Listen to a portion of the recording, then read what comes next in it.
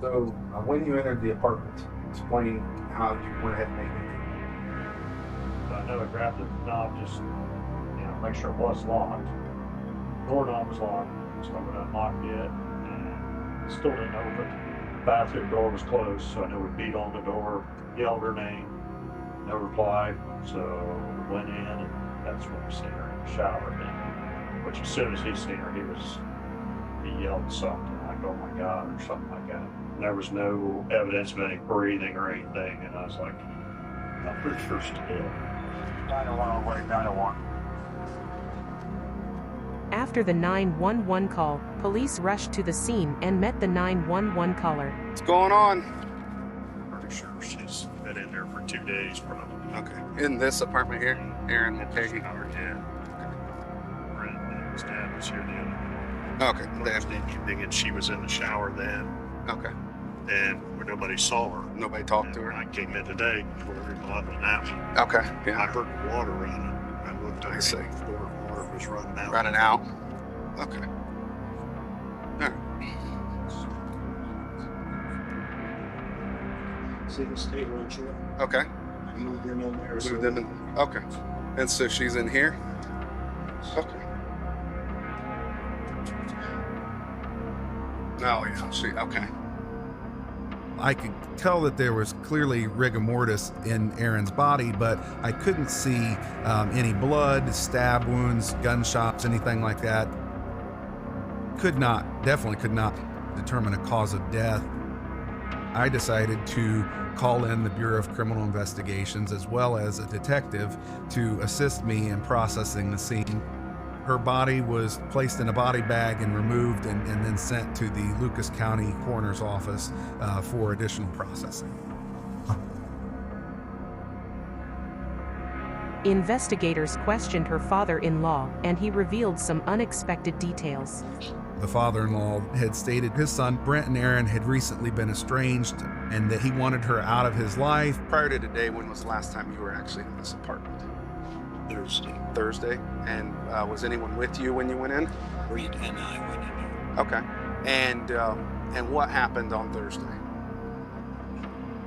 Brent needed to get his checks, extra checks, out of there because he didn't know what he was going to do. Okay. He wanted me to come along because for a witness. Sure. Makes sense. Yeah. We hear the shower running. We think she's in the shower. Okay. He gets his checks. The father-in-law had stated Aaron appeared to be in the shower, which they were happy about because they knew there wouldn't be a confrontation then at that point in time. So Brent retrieved the checkbook, and then they proceeded to, the father-in-law and Brent proceeded to leave the apartment complex together. He made it very clear that Aaron and Brent's relationship had ended on a very rocky note. How long had they been split up, roughly? I believe Monday of last week. What is today say? Today's Saturday. Monday, of last week. I don't know. Okay, so it's just been recent? Very recent? Okay. And that Aaron had passed away. Jim was very clear that Aaron had an alcohol problem and that Jim had paid a lot of money at trying to get her rehabilitation. I know she had seizures on and off, but I didn't know that they were, how bad they were lately. I mean, sure, she'd been having something lately. I just talked to her 2 days ago. Jim didn't know if she took her medications regularly or not, and he did state that if she wasn't taking her medications, then she likely would have a seizure. That certainly weighed into how we investigated, because we didn't know what had happened at that point. Approximately 15 to 20 minutes later, Brent, Aaron's husband, arrived on scene. Hey, Brent. Can we talk to you for a few minutes? Sure. All right. Let's, if you don't mind, if we come over here, and we're going to be in the shade so the sun isn't beating down on our heads. My dad over here too? That's up to you. Yep. Due to the fact, he had just lost his wife, we didn't know what state of mind Brent might be in, and just to have that extra support there for him while we were talking with him is why we allowed Dad to be there. Let's just start with when's the last time that you actually talked to Aaron? Sunday? I moved out Sunday. You moved out on Sunday. Okay. Was it kind of a heated argument, or Nope. just Nope. she just said get your stuff and Nope, go? I And did. oh, you just My dad came with me. okay. Got my clothes. Uh-huh. Pulled out. Okay. Stayed that night. Okay. All right. And did she say anything to you when you left, or nothing at all? No, I just said I was very quiet about it. My dad was with me. Vouch that I got my clothes. Didn't say a word to her. Sure. We got out. Okay. Did you guys have any conversation Nope. after you hadn't talked to her at all since? Text her. Okay. Yeah, Okay. You want to read the text? You're more than welcome. Yeah, we can. Yeah, that's I fine. really don't. It don't bother me. Okay. I said, don't volunteer. Answer questions. Those comments from Brent's that were immediate red flags to me. However, with it being a fresh investigation, without having an autopsy done at that point, we couldn't pinpoint that there was possibly other factors involving her death at that point. Investigators questioned her father-in-law, and he revealed some unexpected details.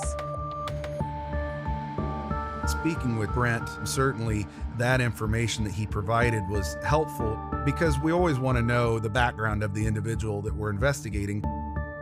In the year and a half or so that they were together, I had been down at their residence multiple times for verbal domestic disputes.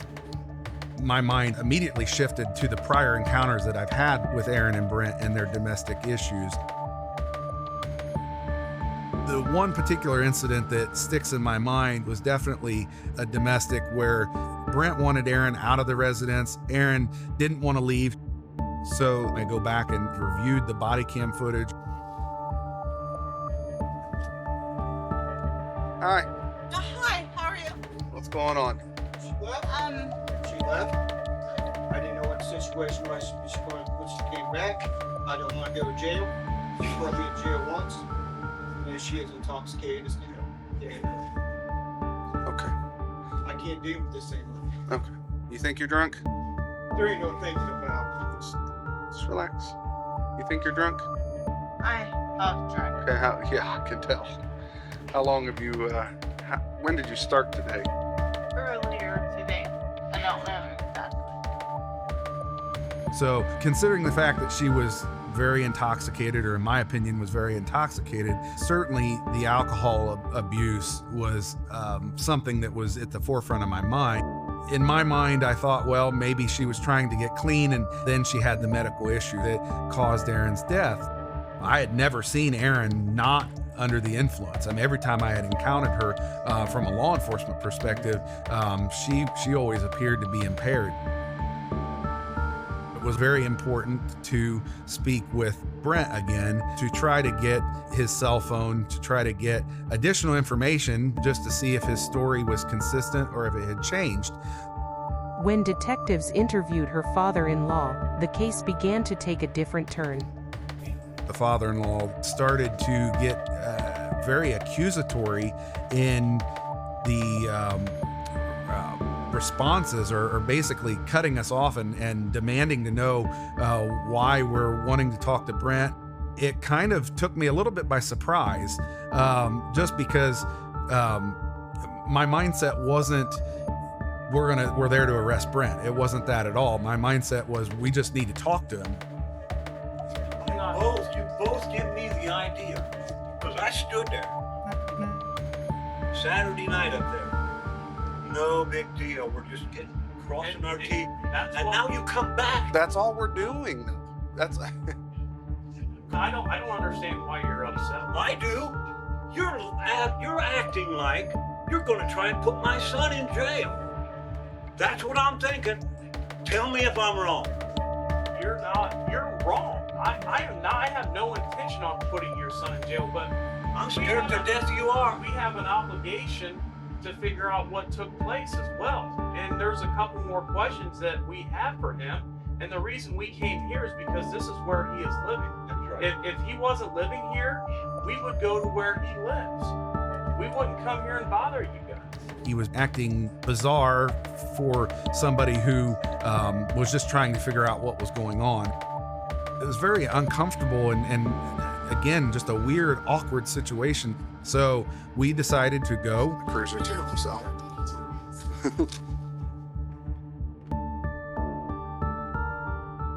I got the phone call the following Monday morning stating that they had just got the preliminary autopsy results back from Lucas County Coroner. The results showed that Aaron was strangled, and this was deemed a homicide. There was bruising along her gum line, and there was dried blood on the inside of her mouth, so it appeared that she had been punched in the face. Everything that the scene was indicating that this was possibly going to be a natural cause death. However, I'll be honest with you, my throat sunk into my stomach, and I'm like, okay, here we go. We've got a long way to go. After learning the truth, her family and friends were completely heartbroken. I met Aaron in middle school. Aaron was very fun. She was actually into sports, so she played softball. But when we got to high school, that's actually when Aaron and I became a lot closer. We connected, and it was more so, I always felt like I was like a mom, to her, just because I just always felt like she was lost, and especially when we got to high school. Aaron and I actually met in elementary, playing soccer. Her father was a coach, and we just established a friendship that way, and it continued through middle school. We were both, soccer players. She was energetic, full of life, always had a smile on her face. When I found out that Aaron had died, I was actually at work. And one of our friends had actually sent me her obituary through Facebook because I hadn't heard anything. Like, I hadn't seen a newspaper. And I just remember feeling like I had been punched in my stomach. Like, I couldn't breathe, and I just kept reading the obituary over and over again. Like, this just doesn't even sound right. So when she passed, I think it was kind of,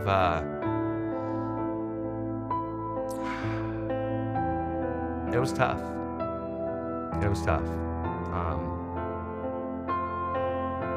Obviously, I was sad, and I was hurt, but there was also a sense of she's no longer fighting, she's no longer hurting, and really, I think that honestly, I had too many emotions. I really couldn't tell you what I felt.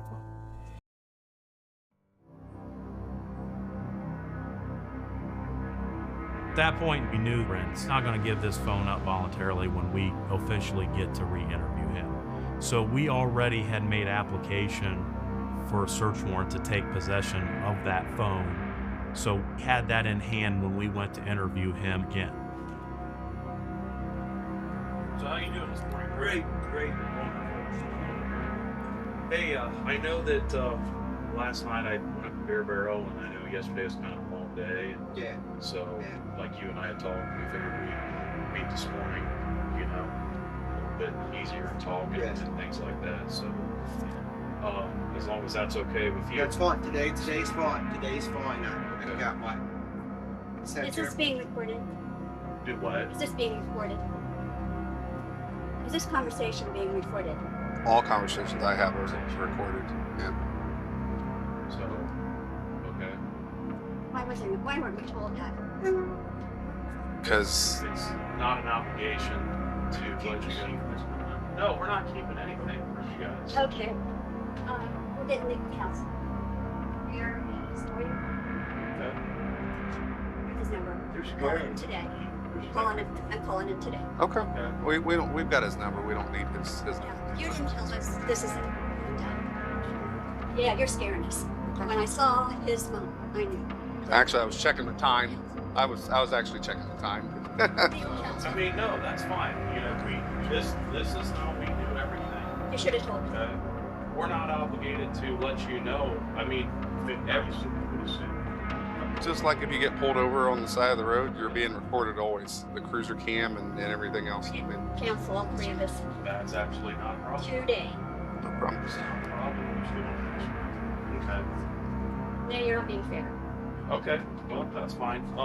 You're not being You fair. want to stay? I'm going to call Pete real quick. Yeah, that's fine. where are you calling Pete? Hey, yes, sir. Why are you calling Pete?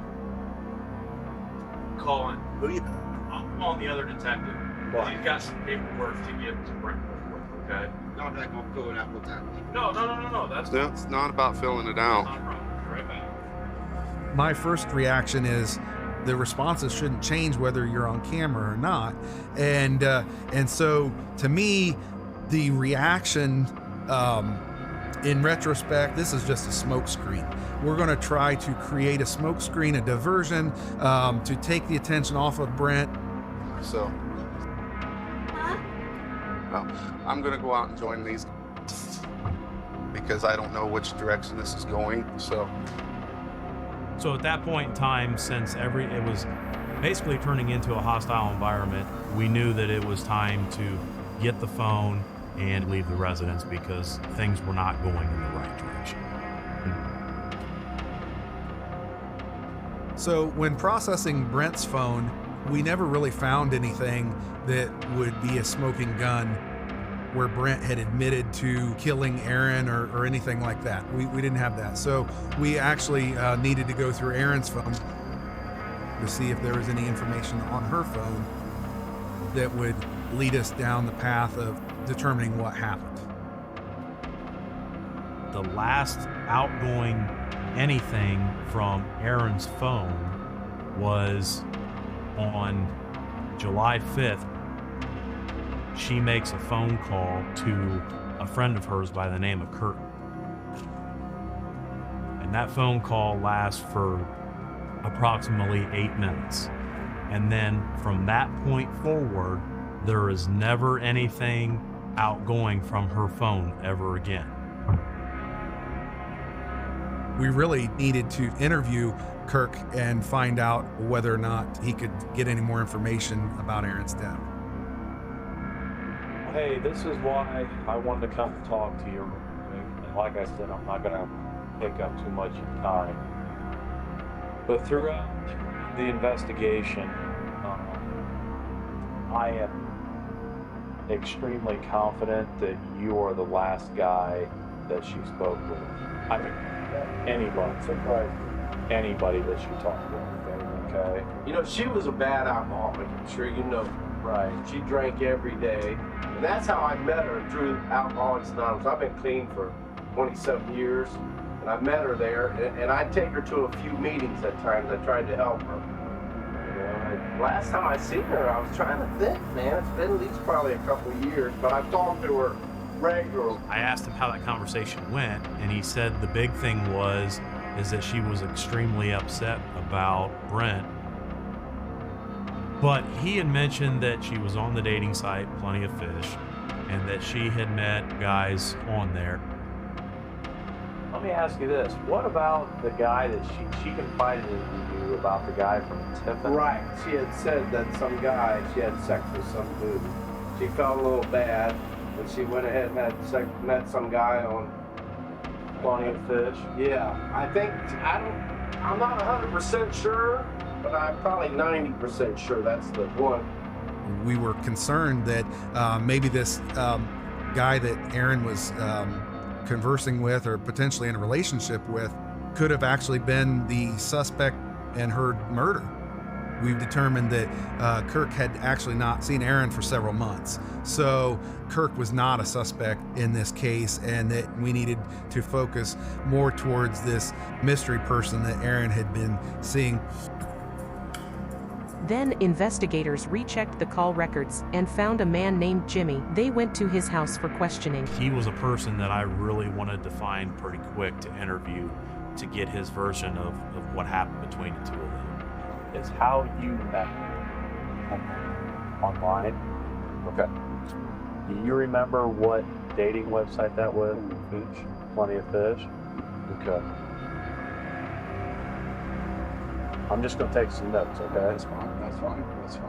No problem. Okay. Now, when you met her, did she indicate if she was married at all, or did she ever mention? She mentioned she had a boyfriend. Okay. Okay, and who was this boyfriend? What was his name? Okay. If you said it, I would know it, but Brent? That's it. Brent? That's exactly what it was. Yeah, that was his name. Jimmy said he had come over to Waynesfield to pick her up, had taken her back to a hotel in Salina, Ohio. They had had their sexual encounter. He did not deny them having sex. He said it was consensual. She was indicating it was not consensual. He showed up over there. My guess is he. Right. All the contact, I had no idea. Right. I didn't ask him questions. Gotcha. You know what I mean? I didn't give it. Right. I just knew what she told him was the story. Right. He uttered whatever she told me. Gotcha. So I said straight. No, I'm not answering the question. Right. I had nothing to talk about. I had no question answered. I told him yes, I was with her, and no, that is not what happened.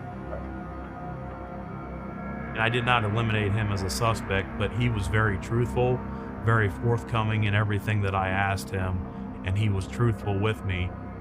When we got to the end of the interview, I asked him if he would submit to a DNA sample for me, and he's like, yeah, absolutely, because I have nothing to hide. And he did.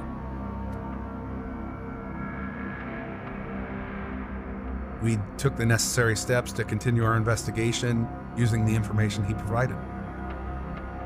Later on, a person by the name of Tiffany actually reached out to us and said she's had some information that she wanted to provide to us regarding Brent and a relationship that she had with Brent.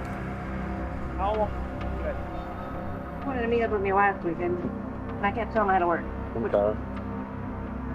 Well, then he kept texting me and calling me, so I finally got back a hold of him, and then we were just texting. So we met yesterday over at Johnny Regrove, but he started talking about his wife dying. I'm like, okay, I thought maybe it happened, a while ago. And the more and more talking, so how long did it happen? Oh, it's not been 2 weeks yet.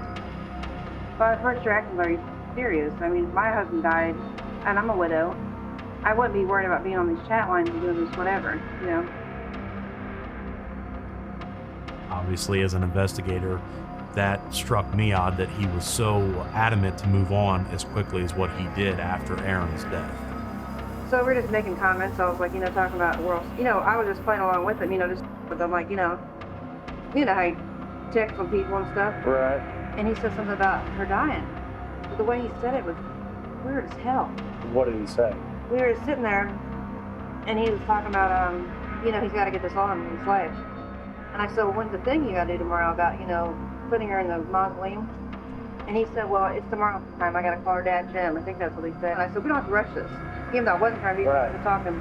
I said, we don't have to rush this. I said, because you need to grieve for your dead wife. I said, most people are. He goes, well, I was done, I already grieved. He goes, I didn't even care before she died. I've been okay with this. He's like, I'm ready to move on. And then he's all happy about getting a check in the mail for her death. The way he said it, he was like, weird. He said, well, I'm waiting for a check in the mail. I said, for what? And he said, life insurance. And I said, well, he's like, yeah, I took one out on her. He's like, I knew she was going to die. I said, well, Did he say how much? $25,000? This is a big moment in the case because this could ultimately be one of the motives as to what led to her death. The next step that I wanted to do is obviously get with Brent's employer to confirm that he had actually taken out the $25,000 life insurance policy. He had in fact taken that life insurance policy out June 1st, and she passes away July 8th. Given the fact that we were able to prove the $25,000 life insurance policy on Aaron, that actually provided us now with a motive to really focus in on Brent.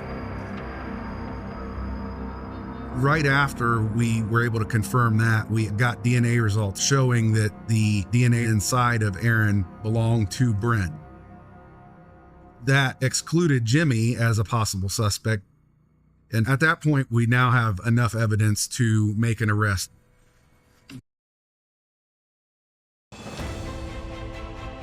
Based on all the evidence presented at trial, Brent Williams was convicted and found guilty and was sentenced 15 years to life for the murder of Aaron Mulcahy.